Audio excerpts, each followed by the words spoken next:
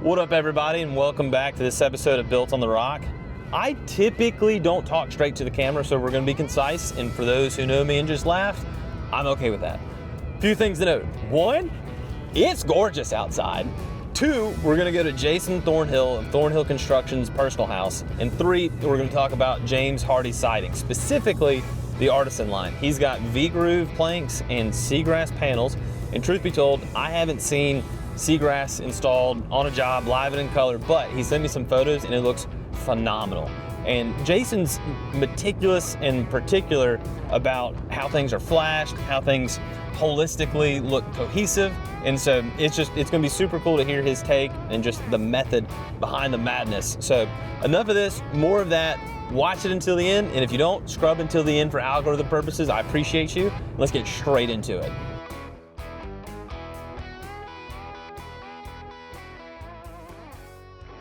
All right, so the first thing I'd like to ask is the vision of the house. This has a whole bunch of personality. Right. I feel like specificity to you. So right, definitely. Walk me through the beginning, the early days, the early stages, and currently running construction, so just bringing us up to the present. Where we're at now. So kind of a long-term goal and vision for my wife and I is to have had a big piece of property where we have 4 grown children and a lot of grandchildren, and a place that's large enough and comfortable enough to host everybody at the same time comfortably. You know, normally when a family gathers, it's gathering around food. So we do a lot of cooking and a lot of gathering and family dinner nights and, you know, obviously holiday events and whatnot. So when this property came available, you know, we really started diving in a little deeper with, okay, we got to start designing something. My wife and I have also always been more excited about anything modern. We like the feel of a more modern design. So we just took pen to paper and, you know, of years and years of looking at dozens of houses, and anytime we kind of see something we like slightly, we might take a picture of it or grab a little snapshot of this. Yeah, my wife has just a million photographs on, you know, family dream home on Pinterest or whatever, and literally hundreds and hundreds and hundreds of pictures of lots of little things that come together to make up this house, you know, from big porches and just little design aspects. We've always kind of liked the idea of some stucco, but not a stucco house. We like the idea of some the V-groove Hardie we really like, but not the whole house. Sure. You know, we like big open spans windows, but also some private areas. So, you know, this house is large enough that it has the space to have different aspects of all the different things we like. And we hope we've done a good job of tying all those different features together and bringing a lot of different finishes all under one roof. We're excited about it. It's changed, like, you know, they call me the king of change. So and unfortunately we live like 20 feet away. So I'm out here all day, every day, looking at it and watching it, which is a little dangerous for all the subs. They get to see me walk across and like shake their head like, oh boy, here he comes. He's about to change something. Something's going to be different. So, but that's, you know, custom home building. You see something and maybe there's a opportunity for a better idea, or even if it came with instructions, it wouldn't be custom at that point. Yeah, exactly. There's, you know, nothing's right, nothing's wrong. There's no right way to do it. It's whatever feels right while you're doing it. So from the day that y'all probably put it on paper the first time till now, despite the changes, do you feel like what is behind us represents the vision, or do you think the vision's even evolved and surpassed what you might have thought? Yeah, the vision is bigger and bolder than where it started, but, you know, if I roll the plans out for you, it's still relatively the same footprint. You know, maybe this wall's 4 foot bigger, or maybe this is 10 foot bigger, but as far as the look and feel that we were ultimately shooting for is that. It's dialed in on that. We've certainly improved a few items, but that's mostly with finishes. You know, structurally and design-wise, all of her original ideas and all the things that, you know, she's got her hot button list that, you know, I'm 100% on board with, and I have my hot button list and she's 100% on board with those, so we never really clash on that. There's, you know, things that she really had to have and really likes, and I'm all for those. And then I had a few things that I really wanted to do, and she's 100% all for those. So it's been a great culmination of 20 years of us building custom homes and seeing things that we like and just waiting for the right time to do those things on our own house and even maybe surpass some of those dreams. So it shifted a little bit from where we started, but ultimately it's generally the same, maybe with just a couple improvements. So Being in the industry, how Yeah. different has it been building your own house compared to? And I know there's compartmentalization of like, this is work. We need to be doing a good job for our clients. This is my house. I Right. really want it to turn out well. But have Right. you noticed? I mean, it's a subjective question, but have you Sure. noticed a difference, or do you feel like when you're on site, it's like we're just going to get to work and get at it? It's probably it's very similar to the types of finishes and the expectation that I would want my clients to have, whether they're building, a more entry level family weekend home, or whether they're building an ultimate dream house. I think it's been the same crews, so it's the same people that we've trained up to do it our way. And I tell people all the time, I don't really have the ability to get someone trained up and then say, but on this one, do it better or worse. Once you get a system and you get the guys in place that do a certain style of work, that's kind of the only style they know how to do. And I don't mean finishes, I mean quality of production, or level of the final touches and stuff. So it's been all my same guys. I think it's on par with what we would do or what we would expect on anybody else's home. It's just maybe a different finish or maybe a different style. But we walk some of our customers through occasionally that are wanting to do a modern home, for example. And we don't always have a modern home under construction, but we always have 8 or 10 houses of some sort. And most of the time, when you're showing someone a product, they can see the craftsmanship in it, even if it isn't the style they're looking for. Like, I can see that's put together well. It's not what I want, but it's put together well. I can see that that's really good fit and corners finish. put together well. Yeah, Like that's it's done something well. that's a skill for sure. Exactly. Like I might not be interested in that, but I can see that whatever y'all are doing is being done really, really well. So our customer base is usually in the past and now pretty flexible on that kind of stuff, where I can, sometimes I have a modern home that has impeccable finishes on it, and they're doing a southern coastal, a classic cottage or something. And the whole time we're walking through those houses, they're like, not really my style, but it looks good.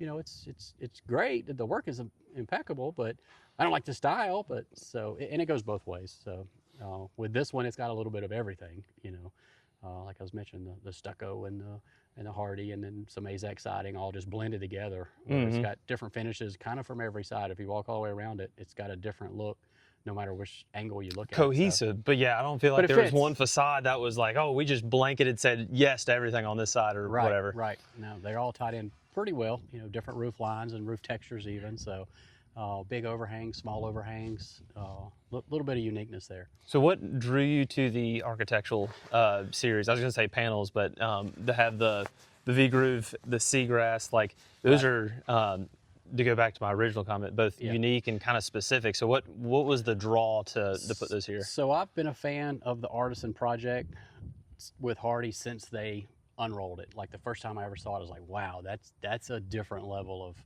quality. So, we've had the opportunity and been lucky enough to do a handful of homes along the coast that the owner was willing to opt for that little bit of an upgrade and do a much nicer project. So I always kind of knew that whenever it come to building our own custom final home or whatever, I wanted to incorporate that somewhere in there. So the V-groove, in my opinion, offers the most modern look of those sidings as opposed to the lap. So I knew I was going to incorporate that somewhere, somehow, a little bit. We ended up doing maybe a little more than what we thought possibly. And then we do a lot of our custom homes end up with the board and batten product on it, in the gables or somewhere on that it ends up with the sheet goods. So we use a lot of the Hardie sheet goods. But when the vendors came around and first started showing us some of the textured panels and some of the latest greatest finishes, I kind of was really drawn to the seagrass. I just like something that has that much texture in it in a solid product. So I thought it was really unique. So we had a big area that we could kind of incorporate that on the house that was bold and different. So it's like, man, bold and different. This is a perfect spot to plug that product in. So. And I feel like most of the time the fine sand is used because it mimics the stucco, but you don't have to worry about the crack and the water penetration and all that kind of stuff. You get the Hardie backed durability. This is the first time I've seen the seagrass like in person, live and in color. It's dynamite. Oh, it's awesome. Yeah, so I've had, we built a lot of raised homes, obviously. So we get clients on the regular asking for a stucco finish, which, I'm never that wild about a stucco finish on an elevated home because you can't finish the underside. You can look up at where it starts, and it doesn't. Hardie doesn't stucco doesn't start very well. It needs to be hidden almost to the ground.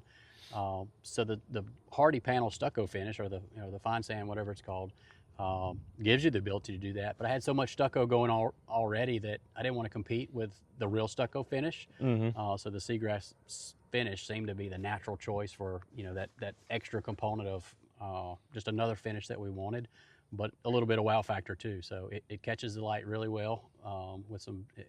The places where I use it, I have some downlighting on it, so you can really see the depth of the textures in it, as opposed to just another lap siding Hardie panel or another lap siding or stucco smooth finish wall. So small little details. Did you try to not time it, but did you try to align it with anything? Like, I know some guys will try to cut the seam so it's either on the edge of the window or they try to center it. Was there any These thought line in up the almost design? perfectly, so that they're spaced out in increments. And the Hardie trim pieces that they offer, there's a V groove one that if you're able to get some wide angle shots of it, you can see it in one of those spots. It's almost like it was, I got lucky on it, but it's almost like it was designed out perfectly from the beginning. They line up with the window breaks below them. So I think with some creativity, a person, if they were using it on a house that doesn't have the width of this house, they could definitely get those lines to have the benefit of it. Because I think you can use that as a feature. Like if you do the right layout on that, it can be, something that really jumps out as totally intentional. So take a little bit of planning, but you can do it. Honestly, we don't estimate these because a lot of times that is a square footage, and here's your bottom band, here's your top band. Whenever we're doing these, it is a layout, a design approval that has a number like assigned to it at the very end, because if you're to do normal board and bat square footage type of math on it, you're like, wow, we have a 25% plus or minus waste factor, where if you were saying like, here's 1,000 square feet of panels that we need, let me tell you, you'd be short. Yeah, it's not going to work. Yeah. So you're trimming and cutting similar to tile. You got to kind of have the mindset of a tile layout, where you're going to start and finish with ideally the same, not a little nibble at the end, like, man, I need a 1-inch trim piece. They don't make it. You do have to kind of do a layout and a planning. This one worked out, in the design of this house, I've got a lot of even number increments that work out in lumber spacing intentionally. So we cut down on the waste with that. So worked out great. I mean, the product has been dynamite. And then we even incorporated it in a few interior spots as well. I don't know you're going to find a lot of Hardie seagrass on the interior of a house, but nope, I don't think so. Yeah, maybe that'll be a first for Hardie. So we wrapped a fireplace mantle and extended it up on some tall walls. So probably a first time use of that product, but I think it looks great. So yeah, but the fact that they offer it in a 12-foot configuration, that is kind of few and far between on a sheet good. So being able to like just sheet that space and not having to more seams. Join it. Yeah, more seams. More seams. Exactly. This one, you can get some pictures of it when you're up there, but almost looks seamless. And it's a massive fireplace. I mean, it's 20-something foot ceiling, so it just goes continuous with the only seam is at the mouth of the fireplace. So just laid right out perfectly. No, that's incredible. Yep. Being in a coastal environment, salt air, high winds, large amounts of moisture content, like performance is hand in hand equally as important as the aesthetic. So what went into the planning and execution phase when it comes to durability, or what are some of the things that just give you peace of mind about the build? So probably one of our single greatest strong points in the construction world is the amount of time and energy over the last, say, 3 years that we've spent on waterproofing and sealing a building. Overlooked quite a bit, unfortunately, in the industry. We just count on the product as being, the final barrier of the waterproof. It really doesn't work that way. All the preparation that goes into making these houses waterproof and wind resistant and having some long-term viability is a task. It's like a major task. So we started incorporating in things like a custom-built stainless steel door pan on every door. It costs a lot of money to have those made. They're custom for every door. I have a metal shop in Gulfport that makes those for me. We send him the dimensions and the exact bends, and it's seamless. So I don't know of anybody that's just voluntarily doing that on every job, but I'm eliminating callbacks left and right. It's a family business. We plan to be here for many, many more years in the future, and I don't want the kids and grandkids getting these callbacks down the road where, hey man, nobody knew this was leaking, but I got 5 years of rot under my front door because I don't know that it was flashed that well. We're trying to engineer those flaws out of the construction process. So Again, overboard on anything flashing, anything sealant wise, and then the products that you use. You know, we're a big fan of Tyvek products. Like it's only Tyvek or it's not going on my house. House wrap is, you know, like Coke. You can grab a Coke or you can get a Coca-Cola. You can get house wrap or you can get Tyvek. They are not the same. So I'm a huge fan of the products that lead the industry. So everything is Tyvek wrapped properly. Everything is tape seamed properly. The stainless door pans, we have aluminum flashings made for every single window. The windows are taped, and then we test them. Like, what is this going to do? Because in your question, you alluded to the harshness of this environment that we live in. It is brutal on the exteriors of these homes. You know, and having the 19 to 20 years of experience, you know, I've seen these things fail and take a beating, and not just hurricane, just the environment, just, you know, a year of the salt environment and the blowing rain and the rain coming from every direction, you know. So the selection of the products that go into these homes really is critical. Like it's a big ordeal. It's like a make it or break it, not now, not next year, but, you know, I've seen what they look like 5 years old, 8 years old, 12 years old. I've seen what they, you know, we've had the opportunity to go in and, you know, do some remodels and additions on houses that we built 15 or 18 years ago. So that's like a laboratory for me. I get to go in and say, what was working well? What didn't work so great? What would we wish we did a little better?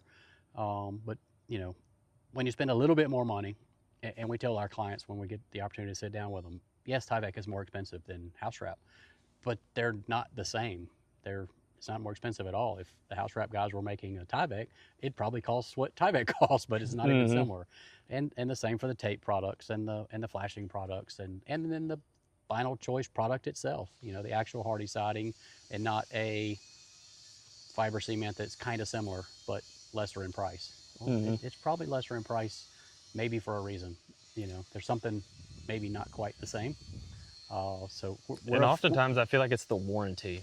Like if they have a strong warranty, and this isn't a sales pitch, this is just, you know, Henry's hot take, but I feel like if they do have a premium, typically a measure of value would be, do they have a 30-year warranty or whatever it is. So it's almost like an insurance policy. So if it does go bad due to some biblical weather or however the verbiage is written, I feel like I can stand behind something that I can literally stand behind, knowing that somebody will back me. And knowing you have a little support from the original manufacturer. You know, a lot of the warranty, and Trey and I, you know, that you work with, talk about this a lot of times.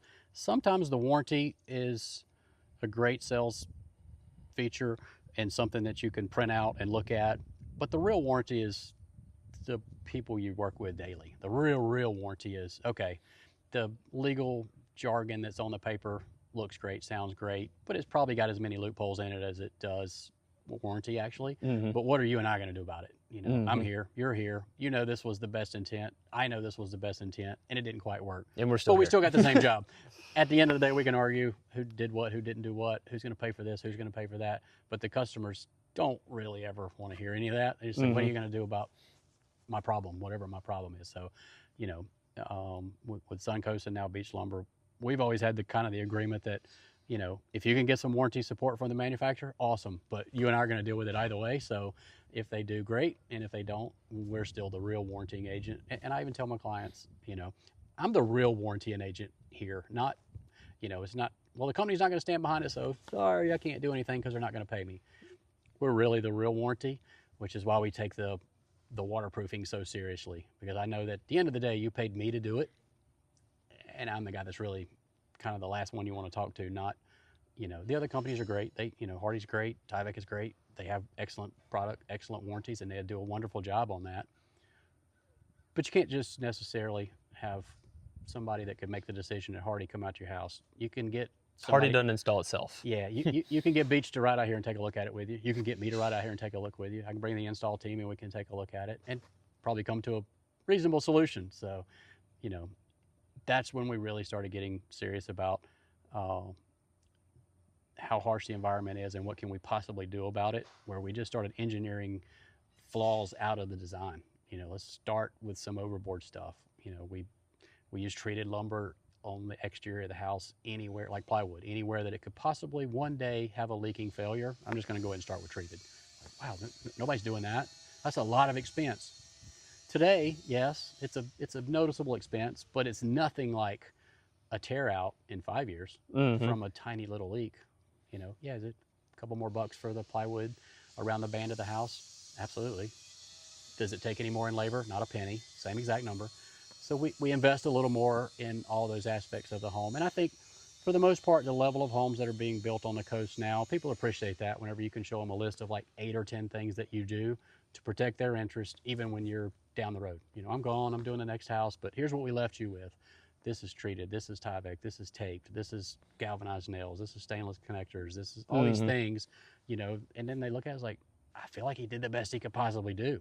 Could something happen? I mean, like you mentioned, God sends some storms sometimes that we can't exactly plan for, but we can do the best we can do with what we know about construction, and we try to do that. So all of that certainly went into this house, you know, being my personal house, but this is the exact same method we do on every house we build. If it's an entry-level weekend camp out on the river for a bunch of guys just to go fishing and park their boat, same exact techniques, same exact guys, same products, only the right products for that job. So we try hard on every one of those.